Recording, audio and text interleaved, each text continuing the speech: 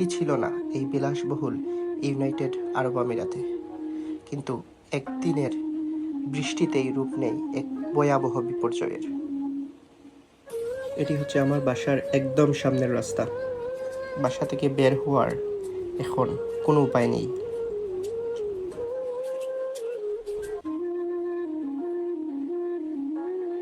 পানি আরও বেশি ছিল, একদম গাড়িগুলো ডুবে গেছে রাস্তার মধ্যে। এই রাস্তার উপর পাশে হাজার হাজার গাড়ি আটকায় পড়ছে।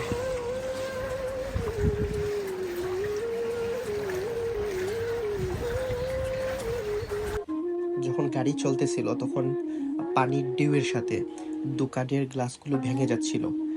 তখন আসলে এই বস্তাগুলোর মধ্যে অনেক পাথর রেখে এইভাবে রাখা হয় যেন গ্লাসে পানির ঢেউয়ে কোনো সমস্যা না হয়।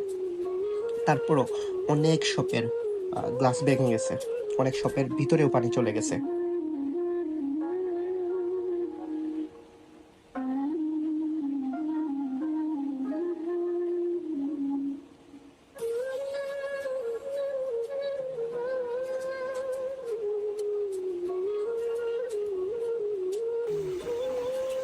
সো এই শপটা ভেঙে গেছে, গ্লাসগুলো ভেঙে গেছে।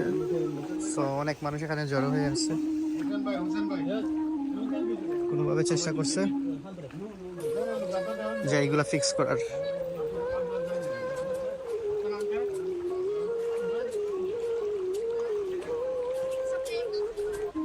এই হচ্ছে একটা রেস্টুরেন্টের অবস্থা। রেস্টুরেন্টের একদম ভিতরে পানি চলে গেছে,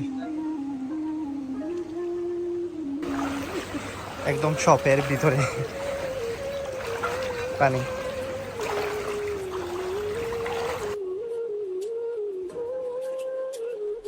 রাস্তার মধ্যে এখানে নৌকা চলতেছে, বেসিক্যালি এটা নৌকা না, কিন্তু নৌকার মধ্যে।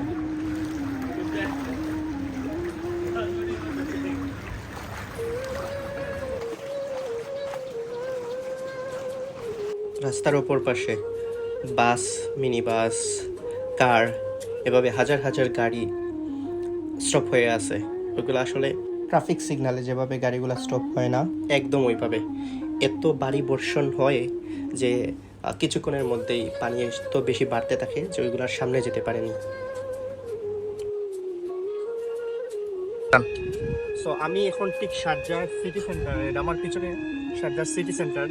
তো এখানে পানি আসলে প্রচুর পানি, আর পুরো জায়গাটা একদম পানির নিচে। অনেক গাড়ি, বাস সবগুলো পানির নিচে চলে গেছে, লাইক অলমোস্ট ডুবে গেছে। পানি আরো বেশি ছিল, এখন কিছুটা কমছে।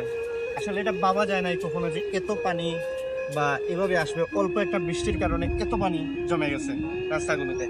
বৃষ্টির কারণে হঠাৎ করেই পানি এত বেশি বাড়তে থাকে, যার কারণে আসলে গাড়িগুলার সামনে যেতে পারে নাই। যেখানে যেখানে গাড়িগুলো ছিল ওইখানে সবগুলা গাড়ি স্টপ করতে হয়েছে, এবং এই ছিল সিচুয়েশন।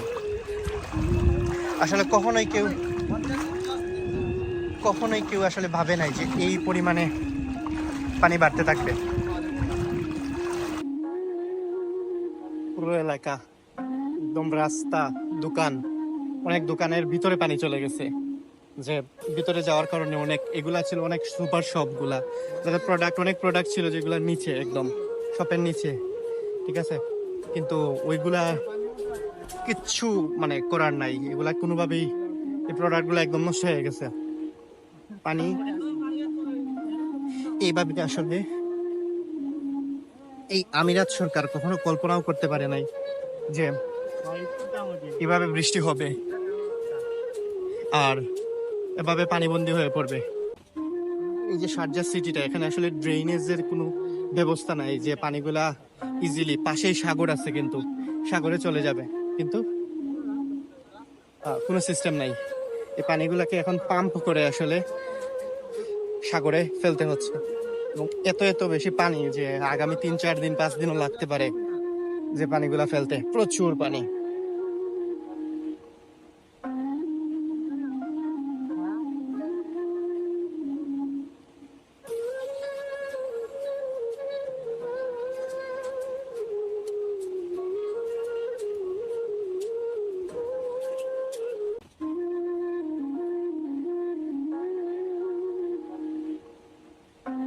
চট্টগ্রাম, পাবনা, পাবনা।